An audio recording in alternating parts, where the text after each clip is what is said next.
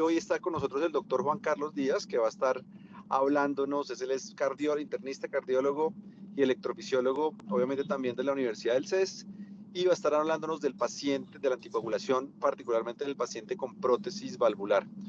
Juan Carlos, muchísimas gracias por preparar la conferencia y por toda la participación del CES.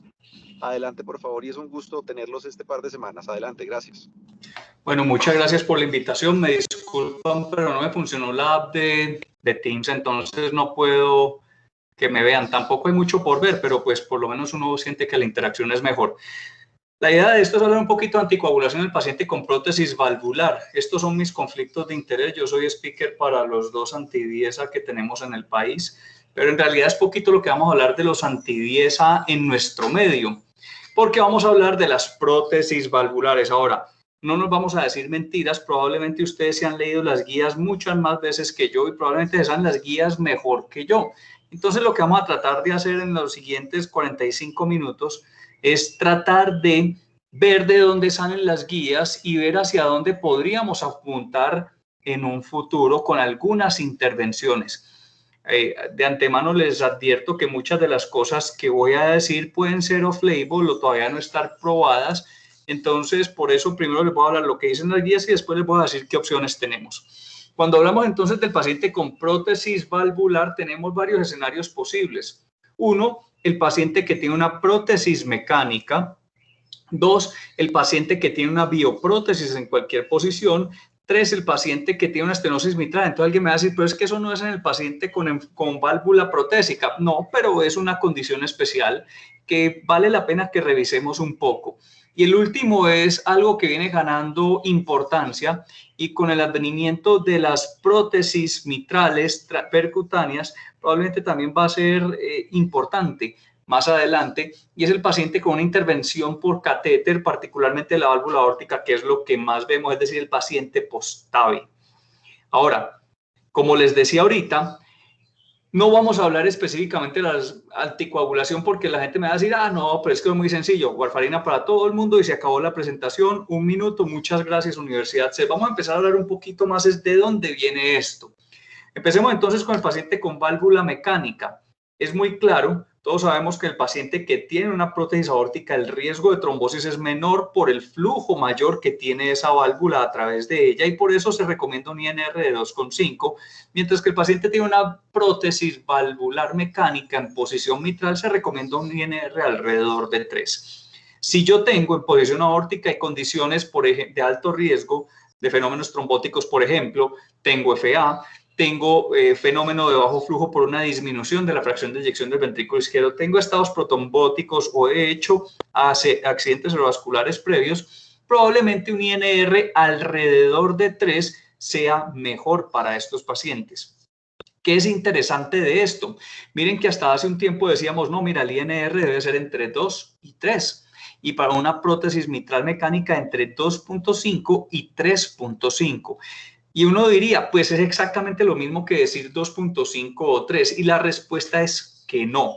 Porque generalmente cuando uno da un rango, si la persona está alrededor de 1,9 de INR, muchos médicos se relajan y dicen, bueno, está en 1,9 de INR, el rango es entre 2 y 3, por ende estoy muy cerquita, esperemos a ver qué pasa. Y en realidad cuando yo manejo al paciente en los rangos, en los mitades inferiores del rango, aumenta el riesgo de trombosis y por eso el primer cosa que les quiero traer a colación, que de pronto se nos pasa por alto en las guías, es que ya no hablamos de rango, sino tratar de mantenerlo en toda la mitad de lo que antes denominábamos un rango, es decir, tratar de apuntarle a estos INR específicamente, lo cual nos va a disminuir el riesgo de episodios hemorrágicos y sangrados por inercia médica, porque decimos, bueno, está en 2 de INR, dejémoslo quieto, esos pacientes tienen más riesgo de trombosis.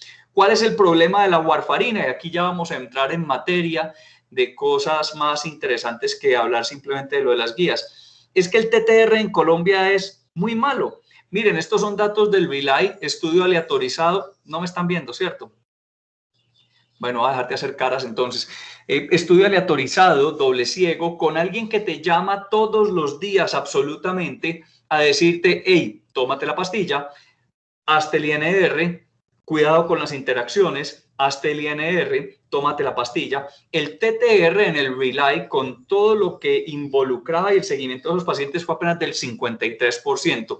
Alguien me dirá, bueno, 53% no es tan malo. Y recuerden que un TTR por debajo de 65%, es decir, de esta rayita para acá, se asocia a mayor tasa de eventos adversos, y por eso es que muchas guías dicen, hey, trate de mantenerlo por encima del 70%.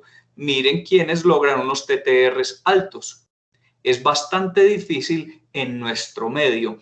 Y alguien diría, de pronto solamente es problema del Relay, ¿cómo nos va con los anticoagulantes en Colombia? Bueno, si nos ponemos a leer los estudios, yo hubiera pensado que esto era menor. Los pacientes reciben 7 visitas al año en promedio, es decir que para muchas entidades prestadoras de salud en Colombia, el paciente con que vaya cada 2 meses es suficiente. Esto es muy distinto a los estudios que se hacen muchas veces con válvulas, en los cuales el paciente incluso se le da Coagucheck para que se haga idealmente 3 al menos Coaguchecks al mes, lo cual disminuye la posibilidad de que ese paciente se nos descuadre. Lo que ha sido estudiado en Colombia es que los pacientes apenas van 7 veces al año. Es decir, una posibilidad de que no estemos siguiendo adecuadamente los pacientes. Y el TTR oscila entre el 41 y el 54% en clínicas de anticoagulación bastante buena. 41 reportado en el primer año de seguimiento, 54 en el segundo año. Ahora el que me diga, no, en realidad hay publicaciones en los cuales el TTR del 53% y en realidad no. Hay que revisar cómo se calcula el TTR en esas publicaciones, porque no se calcula mediante el método de Rosenthal, sino que simplemente se dicen, bueno, tantos TTR, tantos INR se hicieron, en total y tantos estaban entre 2 y 3 y por ende el TTR era de tanto porcentaje, y esa no es la manera de calcular el TTR. Eso simplemente es el número de INRs en un rango terapéutico en un corte transversal en el tiempo. Es decir, que en Colombia nos va bastante mal, miren, 41% en los pacientes del primer año. Ahora, probablemente la gente diga, no, mis pacientes les va muy bien, porque eso lo escucha mucho, con mucha frecuencia. Y la idea es que nos pongamos la mano en el corazón y nos preguntemos cuántos de nosotros le hacemos TTR a los pacientes que estamos haciéndoles seguimiento. Y si nos ponemos a evaluarlo, probablemente no nos vaya tan bien como mentalmente creemos que nos va. De hecho, la warfarina es el principal problema. Y la warfarina, solita la warfarina, ha representado hasta el 15% de los ingresos por urgencias por reacción adversa a un medicamento en Estados Unidos. Y hacia el final de la época de la warfarina para toda fibrilación auricular, es decir, justo antes de la aparición de los anticoagulantes directos, casi que 1 de cada 4 de hemorragias intracraneanas se asociaba al uso de warfarina. Y no solamente era muy frecuente la hemorragia intracraneana asociada al uso de warfarina, sino que esos pacientes, independientemente del tipo de hemorragia intracraneana, es decir, del tipo de la localización de esa hemorragia, tenían un peor desenlace, con una mayor posibilidad de fallecer y además de eso, con una mayor posibilidad de quedar con secuelas neurológicas severas. Es decir, que mantener un TTR en rangos adecuados es importantísimo.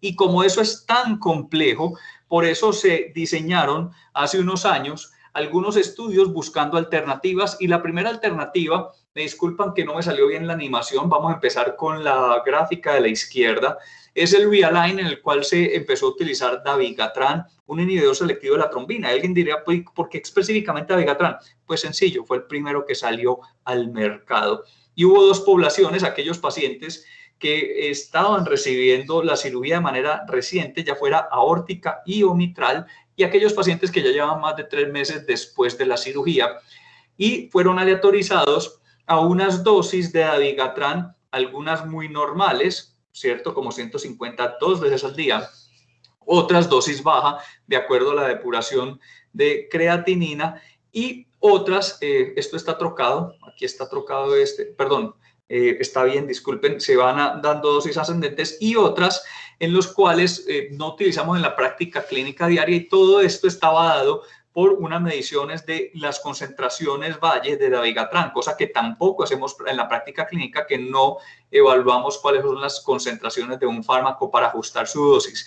Y a pesar de estos ajustes de dosis, buscando una cantidad adecuada de dabigatran en sangre, pues el estudio tuvo que ser detenido, y aquí nos vamos a pasar a la gráfica de la derecha, básicamente porque en aquellos pacientes sometidos a dabigatran tuvieron una mayor posibilidad de eventos isquémicos, particularmente aquellos pacientes que recibieron dabigatran en el periodo temprano, no tanto aquellos pacientes que recibieron dabigatran después de 3 meses. El problema de esto, ¿cuál es? Miren la cantidad de pacientes después de 3 meses. Y no solamente eso, o sea, no solamente le fue mal desde el punto de vista de ACV isquémico, con una mayor posibilidad de desarrollar un ACV isquémico, sino que estos pacientes también tuvieron mayor posibilidad de sangrado, posiblemente porque estamos utilizando dosis supraterapéuticas. Entonces la pregunta es, ¿qué pasa con este medicamento? Y la respuesta es sencilla. Vean, esto es cómo se comporta las pruebas de coagulación en presencia de distintos materiales exógenos, dacrón, teflón, una valva mitral, en comparación con la coagulación normal del paciente. Para yo lograr disminuir de manera significativa esa coagulación, tendría que alcanzar unos niveles de dabigatran valle de aproximadamente 200 nanomoles por mililitro, y eso picogramos por mililitro, perdón, y eso requiere una dosis de aproximadamente 620 miligramos cada 12 horas. Es decir, que las dosis de dabigatran requeridas para lograr inhibir un poco esta formación de trombina en esas válvulas que tienen componentes que favorecen la trombosis, son unas dosis exorbitantes que no se alcanzaron a alcanzar aún en este estudio, a pesar de que se hicieron dosis supraterapéuticas a lo que normalmente consideramos. Y ese no es el único problema. Estos son los datos del estudio RELY. ¿Cuánto es la concentración sérica alcanzada con las 2 dosis? Esto es aproximadamente lo que estamos alcanzando. Y para lograr una dosis de 200 nanogramos por mililitro, pues miren lo que va a suceder. Con datos del mismo RELY, sabemos que a medida que aumento mi exposición a dabigatran, no disminuyo de manera significativa mi riesgo de trombosis, pero sí empiezo a aumentar de manera muy significativa mi riesgo de sangrado. Es decir, que alcanzar estos niveles probablemente se asocia a riesgo de sangrado mucho más alto en comparación con lo que encontraríamos con warfarina. Eso llevó a una reacción muy sencilla y muy lógica. Y es que por el momento no se debe utilizar ningún anticoagulante oral directo en aquellos pacientes que tienen válvulas protésicas de origen mecánico, independiente de su posición, independiente de qué tan mal tenga el TTR del paciente. Si el paciente le va muy mal con la warfarina, debe buscar la manera de que esa anticoagulación mejore. Pero ¿qué pasa si nos vamos un poquito más adelante y buscamos qué otras opciones podría haber? O sea, como si tuviéramos una bolita de cristal y pudiéramos tratar de evaluar cuáles son las diferentes opciones para estos pacientes. Bueno, hay gente que sigue apostando por los anticoagulantes orales directos. Dicen, bueno, mire, usted en presencia de una válvula mecánica tiene presencia de materiales trombogénicos, tiene unas superficies que tienen unas cargas positivas más el flujo turbulento y una disminución del flujo en algunos pacientes, y todo esto favorece la trombosis. ¿Qué tal si no espero a bloquear la trombina más bajito en la cascada de la coagulación, sino que trato de bloquear el 10A más alto? Y recuerden que la cascada de la coagulación se amplifica y por ende bloquearlo más alto de pronto tuviera más efecto. Y hay gente que le sigue apostando a esto básicamente con los inhibidores del 10A, y mucha gente sigue pensando que esto pudiera ser útil basados en que las heparinas de bajo peso molecular pues también son anti-10A. Hay que recordar, sin embargo, que las heparinas de bajo peso molecular también tienen efecto antitrombina y por ende tienen probablemente mayor potencia. Probablemente. Pero de todos modos hay gente que dice, apostémosle a los anti-10A, y se van a dar cuenta que siguen habiendo estudios al respecto. Hay gente que dice, mire, con rivaroxabana usted logra disminución de biomarcadores y basado en esto vamos a hacer estudios. Hay gente que dice, he hecho estudios pilotos y logramos encontrar que no se nos aumentan el número de episodios isquémicos ni tampoco la tasa de sangrado, pero los números por ahorita son muy bajitos. Es decir, que por ahora ningún anticoagulante oral directo seguimos, a pesar de que sigue habiendo gente muy interesada en utilizarlo. Cambiemos entonces más bien la válvula y no digamos, bueno, busquemos un anticoagulante distinto, sino más bien cambiemos la válvula.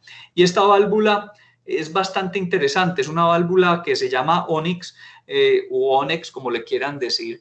Y es una válvula que tiene una característica muy importante desde el punto de vista de perfil del diámetro que logra. Los gradientes valvulares son menores a otras válvulas y está compuesta por carbón pirolítico sin silicio, y eso disminuye la posibilidad de que se adhieran proteínas a su superficie que posteriormente activen la cascada de la coagulación. Ya ha habido estudios en los cuales, a pesar de utilizar un INR mucho más bajito, pues mucho más digo yo, pero en realidad un INR un poco más bajo, pues disminuye la posibilidad de sangrado sin que se aumenten los fenómenos trombóticos, según ese estudio, y por eso las guías dicen, bueno, de pronto pudiéramos considerar esta válvula. Pero no traigo esta válvula a colación simplemente para que, digamos, cambiemos todas las válvulas de St. Jude, Medtronic, Edwards y todo lo que quieran por Onyx, sino que empecemos a pensar en qué pasa si cambio los materiales. Bueno, estos autores intentaron cambiar el material y utilizar la terapia antiagregante plaquetaria dual, les fue muy mal. Perverso. El desenlace primario, que era un compuesto de sangrado mayor, sangrado menor, trombosis de la válvula y evento tromboembólico, se disparó con la antiagregación plaquetaria dual, al igual que los eventos tromboembólicos, sin que hubiera una disminución del sangrado. Entonces, a pesar de que posiblemente sea interesante una válvula con unos materiales distintos, por ahora no es. Pero, ¿qué pasaría si nosotros hacemos un estudio con una válvula con unos materiales distintos y le unimos un anticoagulante oral directo? De manera interesante, esta válvula siempre se asocia al uso de aspirina. Es decir, que para el futuro probablemente vayamos a tener válvulas con distintos compuestos y es posible que podamos disminuir los INRs. Obviamente, una sola golondrina no hace verano y un solo estudio es difícil de replicar y de pensar que esto nos va a cambiar la práctica, pero simplemente se los presento no para que salgamos a hacer eso y a exigir Onyx en nuestra práctica clínica diaria, sino para decir, hey, de pronto podemos cambiar los materiales y podemos disminuir este problema de la trombosis de la válvula y por ende el anticoagulante. Y otra cosa que se viene muy interesante son otros tipos de moléculas. Sabemos por estudios previos que uno de los principales determinantes de la trombosis de las válvulas mecánicas son el factor 12A. ¿Qué pasa si yo utilizo un inhibidor de factor 12A, en este caso derivado de una serina de una garrapata?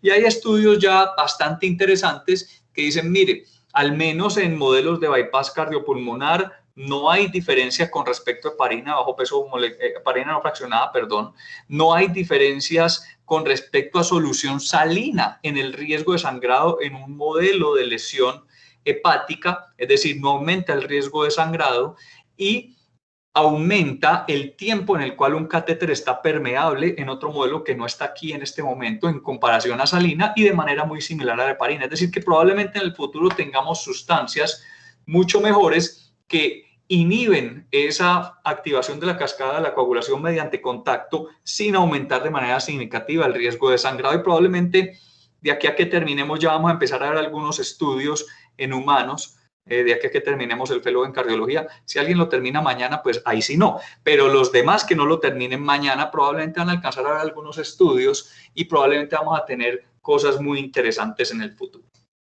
Pasemos entonces a las válvulas biológicas. Y siempre decimos, mire, si el paciente de pronto tiene una edad avanzada, pues considere una válvula biológica porque eso le evita el problema de la anticoagulación. Duran menos, evidentemente duran menos, pero nos evitamos el problema de la anticoagulación.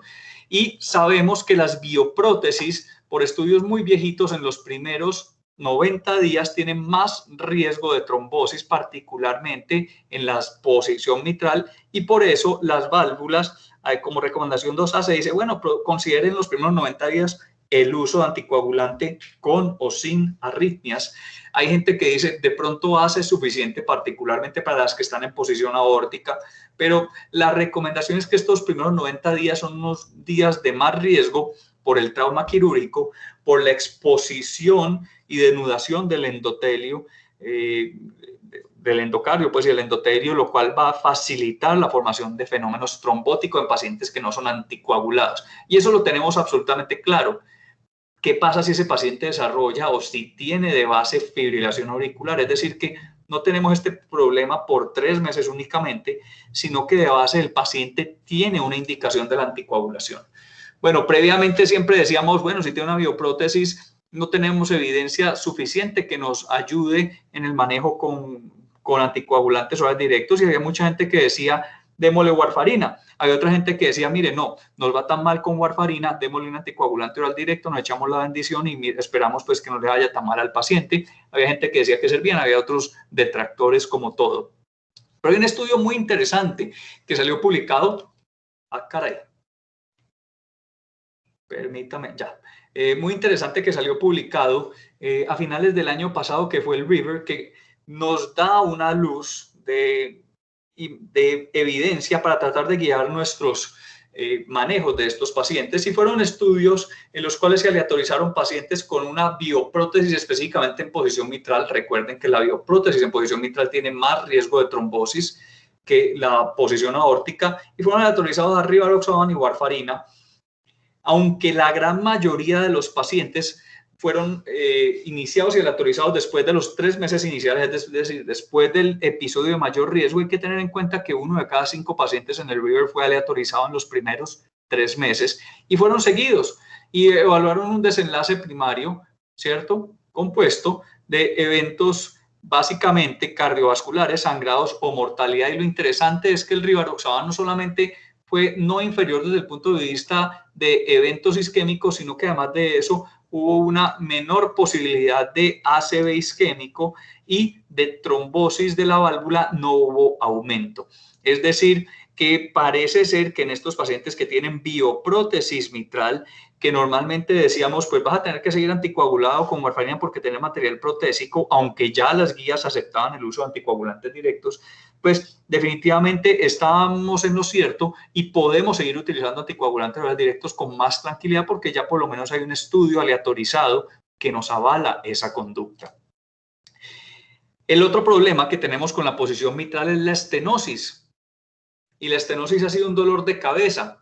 Y tenemos distintos tipos de estenosis y nos vamos a enfocar en 2. Una es la reumática, propia de países subdesarrollados o en desarrollo o del tercer mundo, o como queramos decirlo en estos momentos de la evolución de la raza humana. Y lo otro es la calcífica, es decir, voy envejeciendo, mi sistema y mi anillo mitral y aórtico no envejecen muy bien y empiezo a tener degeneración y calcificación y estenosis de ese aparato valvular mitral. Y la pregunta es, ¿toda estenosis mitral severa es igual? Y esta pregunta es muy importante que se la hagan ustedes, porque muchas veces uno ve a doña Gladys, una señora de 80 años, que tiene una estenosis mitral que no es reumática, es calcífica, y decimos, como tiene estenosis mitral severa, están contraindicados el uso de anticoagulantes orales directos, y extrapolamos lo de valvulopatía reumática a otro tipo de valvulopatía. Y la respuesta es que no es lo mismo. Si yo tengo una estenosis mitral calcífica, esos pacientes primero son más viejos, con un mayor número de comorbilidades, más frágiles, mayor porcentaje de ser dependientes y su posibilidad de estar libre de eventos a un seguimiento relativamente corto es muy mala. Y por eso van a ver en todas las guías que dicen, hey, cuidado con operar a estos pacientes porque el pronóstico es malo, porque generalmente son pacientes muy complejos que muchas veces van a desarrollar síntomas o van a requerir alguna intervención o se van a morir en el seguimiento a corto plazo. Es decir que estos pacientes tienen un muy mal pronóstico, pero de manera interesante, la tasa de trombosis es baja. Es decir, que a pesar de tener una estenosis mitral severa, su tasa de trombosis no es su principal problema. Y por eso, si revisamos muy bien las guías, siempre se habla de estenosis mitral reumática como indicación de utilizar anticoagulantes antagonistas de la vitamina K específicamente, mientras que en la calcífica yo podría pensar en un anticoagulante oral directo para aquellos pacientes que requieran la anticoagulación. En la mitral, y esto ha sido avalado por unos estudios relativamente recientes. Este es un estudio relativamente grande de Corea del Sur. No creo que haya mucha valvulopatía reumática en este momento en Corea del Sur. Pensaría que la mayoría de estos pacientes, 7,000 y pico pacientes, fueron con estenosis mitral de origen calcífico. Sin embargo, desafortunadamente los autores no pueden darnos esa información.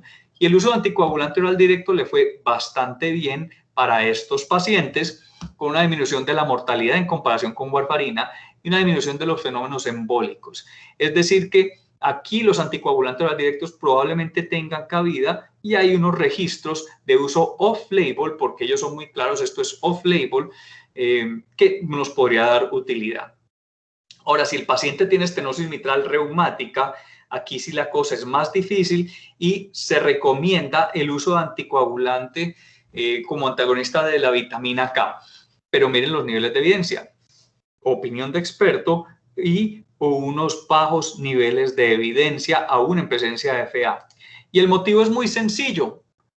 No tenemos evidencia de que estos pacientes tengan mucho más alto riesgo. Miren, esto es una revisión de varias series de pacientes con estenosis valvular mitral y tradicionalmente nos han dicho, mire, estos pacientes tienen una tasa de riesgo extremadamente alta de desarrollar un fenómeno trombótico. El riesgo es tan alto que por eso los tenemos que manejar con warfarina. Nuevamente les voy a estar hablando de cosas off-label. No me miren feo. Yo no puedo ver si me están mirando feo. Es más, no me pueden ver porque la cámara no me funcionó, pero no me miren feo. Vamos a hablar de cosas para que ampliemos un poquito esto de las guías. Pero hay gente que dice, hey, ¿qué tal si el riesgo no es tan alto? ¿Qué tal si el riesgo no es prohibitivo?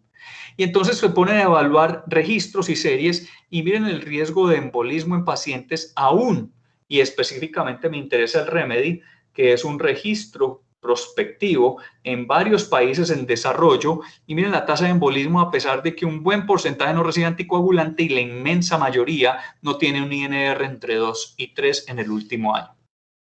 Miren la tasa de embolismo, es decir, la pregunta sería, ¿será que el riesgo es tan prohibitivo en estenosis mitral reumática como para yo evitar el uso de anticoagulante oral directo? Y pues hasta ahora en registros el riesgo no parece ser excesivamente alto. Ahora, de todos modos, alguien dirá, estás equivocado, el riesgo es extremadamente alto y me van a traer a colación este artículo, que es el artículo original de Wolf, cuando decimos que la fibrilación auricular no valvular tiene un riesgo de 5 veces el riesgo de eventos embólicos, es basado en este artículo. Es decir, que este artículo es como la base sobre la cual se fundamentó todos los estudios posteriores de por qué debemos anticoagular la fibrilación auricular. Y en este artículo le dicen, hey, mira, ojo, que pacientes con estenosis mitral reumática severa, el hazard ratio de desarrollar un fenómeno embólico es de 17, casi 18. Y entonces uno dice, hey, no, eso es un riesgo brutalmente alto. O sea, un hazard ratio de 18 es una cosa bestial. Y por eso es que muchos tenemos temor, y me incluyo allí hasta que me senté a preparar esta charla, de que de pronto la estenosis mitral es terrible, de origen reumático, y que definitivamente tenemos que manejarlos con warfarina. Pero si nos vamos a los números, y yo ya había leído este estudio, pero necesité volverlo a leer, miren la cantidad de eventos y la cantidad de pacientes, 7 eventos, y cuando sacamos el porcentaje absoluto y el número absoluto de eventos es de 4.5% de eventos. Para ponérselos en contexto, 4.5 es el riesgo de fenómenos embólicos en pacientes que tienen CHA2-VASc de 4. Un CHA2-VASc de 4 es don Joel, paciente hipertenso de 70 años, que además de eso tuvo previamente un fenómeno embólico. Y ese man lo anticoagulamos con anticoagulante oral directo. Entonces la pregunta es que sí, a pesar de que ellos compararon contra una población sana y su riesgo era mayor, la pregunta sería si este riesgo absoluto en realidad es suficientemente alto para decir y considerarlo pecado y casi que un atentado en contra de Dios, considerar un anticoagulante oral directo. Y la siguiente cosa que les traigo aquí, todo esto lo estoy haciendo para picarles la mente. Simplemente para decirles cosas, pero no les estoy diciendo que salgan a colocarle anticoagulante oral directo a todo el mundo, ni que le vayan a decir a sus docentes, es que hay un loco en Medellín que me dijo que anticoagular con anticoagulante oral directo. No, simplemente les estoy dando datos y ya ustedes evalúan y toman la evidencia, porque si me pongo a hablar de las guías nos aburrimos todos absolutamente acá. Entonces la siguiente pregunta es, bueno, listo, definitivamente tenemos que anticoagular con warfarina. ¿Cuánta evidencia hay con warfarina de anticoagulación en estenosis mitral reumática?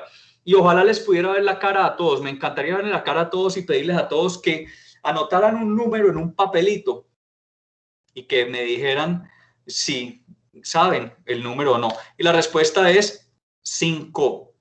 Porque para todos los estudios, escoja usted el que quiera, me disculpan que no puse el SPAF2, pero el EAFT, el SPAF, el CAPA, el BATAF, el SPINAF, el SPAF3, el AFASAC, el AFASAC2, todos excluyeron específicamente los pacientes que tenían estenosis valvular mitral. Entonces, cuando nosotros nos vayamos a los estudios de los anticoagulantes orales directos, pues yo inicialmente pensaba, bueno, no, es que los excluyeron, obviamente uno no quiere quemar su droguita, Bayer no quiere quemar su droguita que le costó billones de dólares de desarrollar en un paciente de alto riesgo, y la respuesta es que no. El motivo por el cual se excluyeron es porque si voy a desarrollar un estudio de no inferioridad, quiero tratar de replicar las condiciones de los estudios iniciales. Y como los estudios iniciales de warfarina, que sumados, aquí les tiro otro dato, suman menos de 5.000 pacientes, si los estudios iniciales con warfarina fueron hechos excluyendo específicamente pacientes con estenosis mitral reumática, pues yo también los excluyo. Entonces, no tenemos mucha evidencia tampoco con warfarina y lo pueden buscar. Aquí les tengo todas las referencias, se los puedo mandar también porque los tengo por ahí en una carpetica que dice estudios clásicos que hay que leer. Es decir, que tampoco tenemos mucha evidencia y por eso las guías dicen actualmente, las guías recién publicadas, miren, no hay ningún estudio clínico aleatorizado que diga que los anticoagulantes orales directos son menos eficaces que la warfarina o que un antagonista de la vitamina K. Yo voy a decir warfarina porque es la que tenemos en Colombia, en pacientes con estenosis mitral reumática. Recuerden que calcífica puede recibir anticoagulante oral directo. De hecho, esos pacientes no les ponemos antagonistas de la vitamina K porque fueron excluidos de los estudios pivotales. Pero bueno, entonces eso también tendríamos que hacer con la warfarina porque fueron excluidos de los estudios pivotales de warfarina. Sin embargo, si la terapia con antagonistas de la vitamina K es realmente imposible, es decir, no hay posibilidad de monitoreo, como don José, que vive en apartado a 30 minutos de la cabecera municipal en una vereda a pie, o el paciente que no logra un INR en rango terapéutico, aun cuando puede utilizar monitoreo, automonitoreo, es decir, Coagucheck. O sea, nosotros no aplicamos porque no les damos Coagucheck a nuestros pacientes. El uso de un anticoagulante oral directo podría ser una opción. Entonces les dejo eso ahí. Como les digo, no es para que empiecen a anticoagular directo, pero también para que dejemos de satanizar algo que de pronto no hay mucha evidencia y de pronto en unos meses o año nos puede cambiar. Porque cuando evalúo la estenosis mitral reumática en países de bajos recursos, a la orden, ¿alguien iba a hablar? ¿No? Bueno, cuando evalúo la estenosis mitral reumática en un registro en países en desarrollo, miren, muchos de los pacientes no están recibiendo anticoagulante a pesar de tener altísimo riesgo y solamente el 28% tienen un INR en rango terapéutico. Y por eso es que se han diseñado dos estudios. Uno es el DAVID con dabigatran. Personalmente no me parece tan interesante porque el DAVID no es estenosis mitral reumática, que es lo que a nosotros nos interesa y está esperado para el año 2024. Pero hay un estudio que se llama el Invictus que ya terminó la recolección de pacientes y probablemente los siguientes meses a años vamos a tener probablemente algo que diga de pronto para el europeo. ¿Quién quita? Nos lleva Bayer a todos al europeo. Hagan fuerza. Y dicen, hey, mire, definitivamente ya recogimos los pacientes en todos estos países. Miren qué tipo de países son. No participamos. Y vamos a tener resultados. El tiempo de seguimiento se va a completar hacia el final de este año y probablemente vamos a tener resultados en algún momento de algo muy interesante y que probablemente nos vaya a abrir luces a un nuevo campo. Por último, el paciente con TAVI. ¿Qué pasa con el paciente que tiene una válvula transcatéter? Bueno, las recomendaciones son muy sencillas, dele ASA, ¿ya? Y como un nivel de evidencia menor, si no tiene un alto riesgo de sangrado, usted le puede dar terapia antiagregante plaquetaria dual o un antagonista de la vitamina K. Esto básicamente es extrapolado de lo que se hace con estos pacientes desde el inicio de la terapia. Esto algunos centros lo hacían y por eso también está extrapolado, a pesar de que no hay estudios que digan, hey, mira, esto te va mejor que no darle solamente ASA, por ejemplo, y por eso el nivel de evidencia es más bajito. No hay estudio aleatorizado, doble ciego, contra placebo, sham procedure, como nos gusta a veces y exigimos a veces que sean todos los estudios, de manera, hay veces, irreal que exigimos eso. Pero miren, podríamos utilizar esto, pero en realidad no hay mucha evidencia para esto. Y lo del antagonista de la vitamina K es peculiar, porque cuando yo utilizo anticoagulante, pues si es una válvula quirúrgica, pues puedo disminuir el riesgo de ACV por lo que decíamos al principio, de ese riesgo protrombótico en los primeros 3 meses. Pero en TAVI no muchos pacientes, estos son datos del Partner 2, reciben terapia anticoagulante, ¿ya? No muchos pacientes reciben terapia anticoagulante y los que reciben terapia anticoagulante no le disminuyen la tasa de ACV isquémico, pero sí aumenta la tasa de sangrado menor. Entonces, como todos a veces decimos, pues claro, es que la warfarina se les descuadró, esa fue la causa, pues se diseñó el Galileo, estudio hecho con rivaroxaban después de Tavi, 10 miligramos más ASA o clopidogrel más ASA y después tumbaban a los 3 meses o el ASA o el clopidogrel y seguía comparado rivaroxaban con ASA y lo tuvieron que detener porque le fue perverso a rivaroxaban allí, con un aumento en la tasa de sangrado, a un aumento en la mortalidad sin disminución de los fenómenos embólicos. Es decir, que anticoagulante probablemente no sería bueno.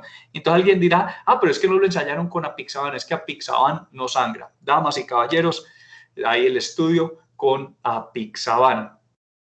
Y que es el Atlantis, recientemente presentado en el ESICI 2021, también aleatorizaron a los pacientes a recibir apixaban, ya sea en aquellos pacientes que tenían o en aquellos pacientes que no tenían indicación de un anticoagulante, comparado respectivamente contra antagonistas de la vitamina K o con terapia antiagregante plaquetaria dual, y a pesar de que lo compararon con terapias fuertes desde el punto de vista de riesgo de sangrado, pues a la apixaban no le va tampoco muy bien, no disminuye la tasa de desenlaces, pero desafortunadamente tampoco disminuye la tasa de ACV, que es lo que uno quisiera que pasara con estos pacientes.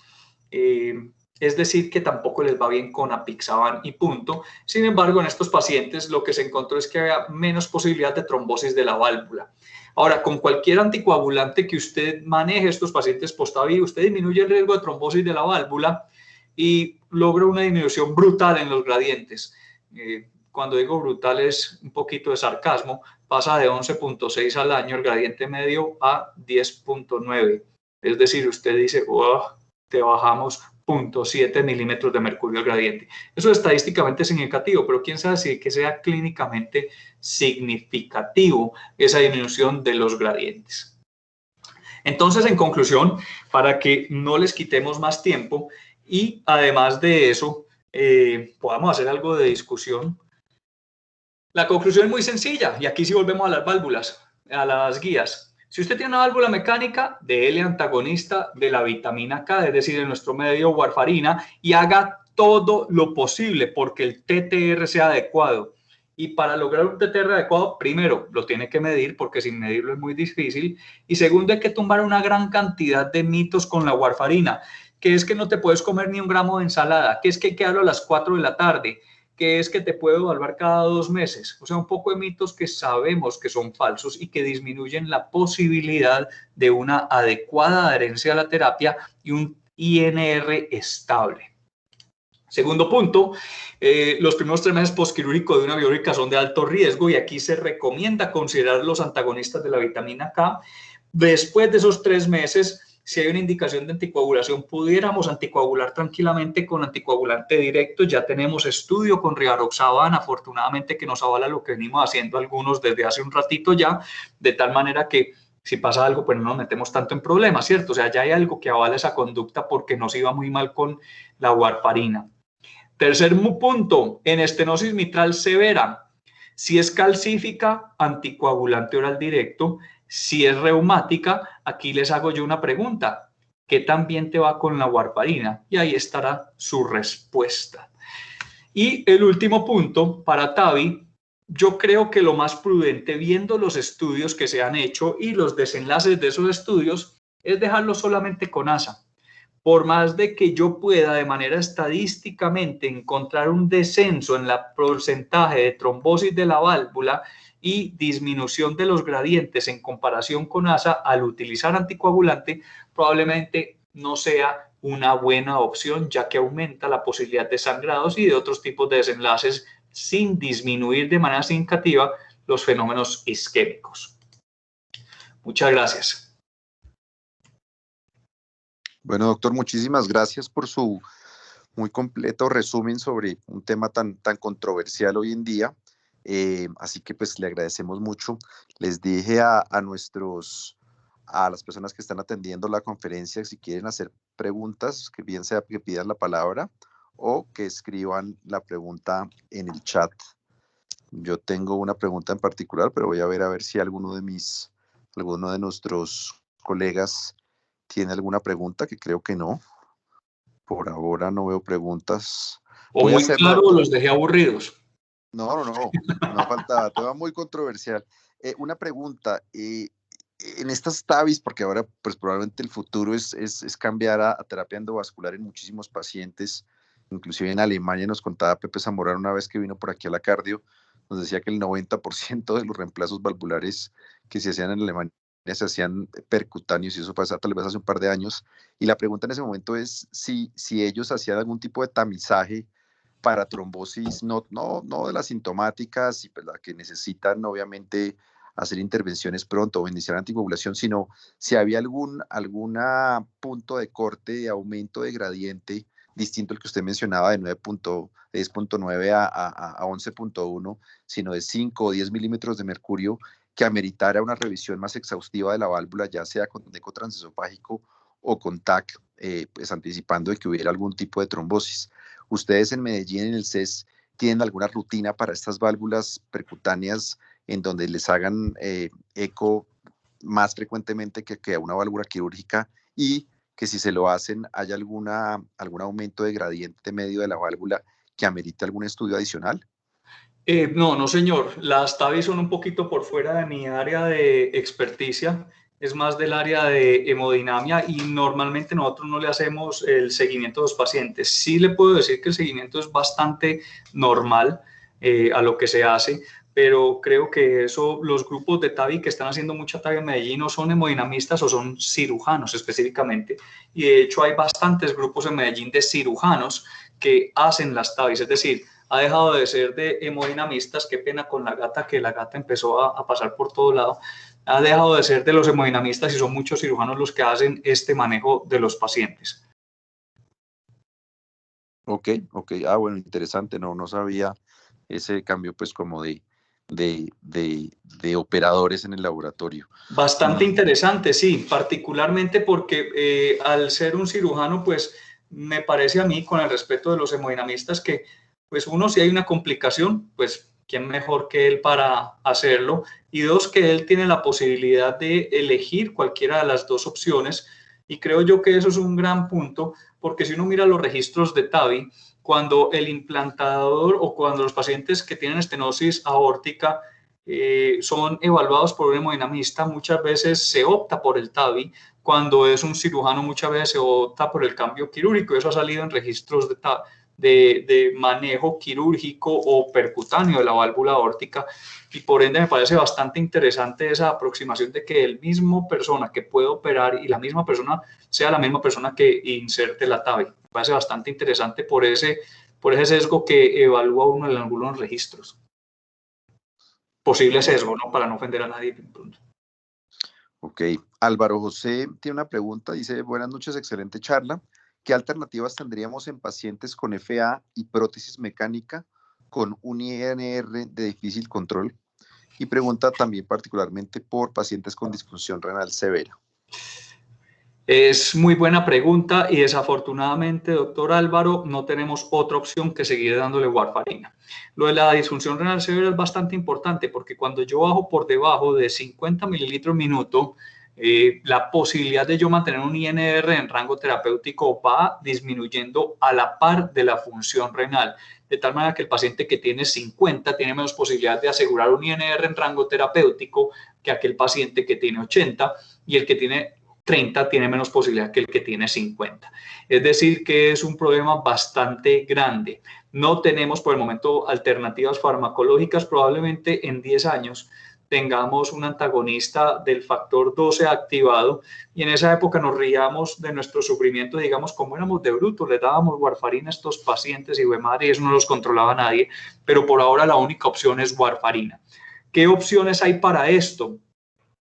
Hay algunos estudios limitados de que utilizar warfarina de marca comercial mejora un poco la posibilidad de mantener un INR estable. Algunos estudios, no todos, hay unos que dicen que no dice absolutamente ninguna diferencia. Desafortunadamente no tenemos warfarina de marca en Colombia. Hay que recordar que la warfarina es una mezcla racémica de S-warfarina y R-warfarina y que las potencias de las dos cambian muchísimo. Entonces la pregunta es cuánta warfarina, si es racémica, debería ser igual. Esa es la teoría, pero la pregunta es cuánta S-warfarina tienes y cuánta R-warfarina tienes, y por eso hay veces cambiamos de lote o de marca y el paciente se nos descuadra a pesar de ser el mismo miligramaje de una mezcla que es racémica. Las opciones entonces en ese caso sería básicamente tratar de que el paciente sea muy adherente a los controles, es decir, que el paciente vaya a los controles de manera seguida. Como les mostraba, hacemos 7 controles al año, eso es lo que está determinado en los estudios. Deberíamos por lo menos al menos una vez al mes, 2 si tuviéramos acceso al Coagucheck. Hay estudios que dicen que cuando el paciente tiene acceso al Coagucheck tiene más posibilidad de tener un INR en rango terapéutico de manera estable. 3, tratar de evitar interacciones con otros fármacos e identificar las interacciones con otros fármacos de manera temprana y condiciones que puedan alterar eso. Y 4, tratar de evitar eso que les decía ahorita de esos mitos. Un mito que me parece muy interesante es el de las ensaladas. Que le suspenden la ensalada. Y resulta que la cantidad de fitomenadiona que yo puedo llegar a consumir en un día es relativamente alta. Me puedo estar equivocando, pero para un hombre es aproximadamente de 110.000 equivalentes por día. Y esto es interesante porque, milimol por día, perdón. Y esto es interesante porque si uno mira, por ejemplo, los que vayan a mercar, la lechuga iceberg, como lo dicen en Estados Unidos, o batavia, de nuestra latitud, tiene una cantidad de vitamina K bastante baja, igual que el pepino sin cáscara, igual que el repollo, igual que la zanahoria, igual que el tomate. Y hay estudios en los que un suministro continuo pequeño de vitamina K no solamente no empeora la anticoagulación, sino que esos pacientes tienen un INR más estable, es decir, su TTR tiende a permanecer más estable. Y sin embargo, no conozco ninguna clínica donde yo trabaje, por lo menos, donde cada que le ponemos warfarina a alguien, el servicio de nutrición le suspende la ensalada. Lo mismo, suministrarlo lejos del almuerzo no da ningún efecto clínicamente significativo, pero sí puede hacer que la persona no tenga una muy buena adherencia. Entonces, tratar de buscar estrategias para mejorar la adherencia, mejorar los controles, hacer un seguimiento estricto de estos pacientes y detectar de manera temprana condiciones que pudieran afectar ese INR. Ok, muchas gracias. Aquí das otra pregunta también, Álvaro José. Muchas gracias. Otra pregunta. En pacientes con FA llevados a aislamiento de venas pulmonares que en el seguimiento aparentemente han permanecido sinusal, ¿cuándo considerar suspender la anticoagulación? Esa pregunta es muy buena, doctor, y tiene varios tipos de respuesta. Una respuesta es, siguiendo, yo soy electrofisiólogo, siguiendo el ego mío como electrofisiólogo y decir, eso quedó perfecto, suspender el anticoagulante. Y la respuesta es que no. Hay un metaanálisis publicado en el 2019, si mal no me acuerdo, o en el 2018, lo pueden buscar en JCE, en el cual se evalúa cómo le da a estos pacientes que les suspendo el anticoagulante, independientemente de si yo consideré que mi aislamiento era exitoso o no. Y la respuesta es que aquellos pacientes que tienen un CHA2-VASc mayor o igual a 2 van a tener un mayor riesgo de fenómenos embólicos que aquellos pacientes que no se les suspende el anticoagulante. Que si usted tiene un CHA2-VASc de 0 o de 1, probablemente usted lo pueda suspender si usted logra asegurar, bueno, si tiene CHA2-VASc de 0, pues no utilizamos anticoagulante, CHA2-VASc de 1, esa es la consideración de cada uno. En lo personal, anticoagulo con CHA2-VASc de 1, la mayoría de los pacientes que tienen CHA2-VASc de 1, y eso podemos hacer otra discusión aparte, pero mayor o igual a 2, el paciente debe recibir anticoagulante oral, porque hay que acordarse que la FA no solamente es la alteración del ritmo, sino toda la alteración fibrótica de una aurícula que no se contrae bien y que muestra cambios en expresión de moléculas de adhesión, de tal manera que muchos de los fenómenos embólicos en pacientes con fibrilación auricular se dan cuando ya el paciente lleva un buen rato en ritmo sinusal. y no necesariamente se relacionan cuando uno evalúa los registros de los dispositivos con episodios de fibrilación auricular reciente. Es decir, que si el paciente tiene un CHA-2-PASC mayor o igual a 2, no se sugiere suspender el anticoagulante. Entonces alguien dirá, entonces, ¿para qué le hago un aislamiento de las pulmonares si va a seguir anticoagulado? Pues el aislamiento se hace es para controlar el ritmo, no para suspender el anticoagulante, para mejorar los síntomas, no suspender el anticoagulante. Si tengo falla cardíaca, para disminuir mortalidad, no suspender anticoagulante. Y si soy población general, parece ser que, según registros, menos fenómenos isquémicos, a nivel del sistema nervioso central, posiblemente menos deterioro cognitivo. Y todo esto sí es a partir de registros, así que no puedo meter la mano en la candela. Ok. No veo manos levantadas ni más preguntas. Bueno, doctor Díaz, muchísimas gracias por su conferencia, muy interesante y creo que bastantes preguntas para el futuro en todo este tema controversial de anticoagulación. Nuevamente, muchísimas gracias a usted por la excelente presentación y al grupo del CES y entonces nos veremos la próxima semana. Sí, señor, con un caso que también va a ser controversial y creo que va a ser bastante interesante para todos porque el manejo probablemente cambie. Perfecto. Bueno, buenas noches para todos y nuevamente gracias. Que estén muy bien. Gracias por la invitación. Hasta luego. Bueno.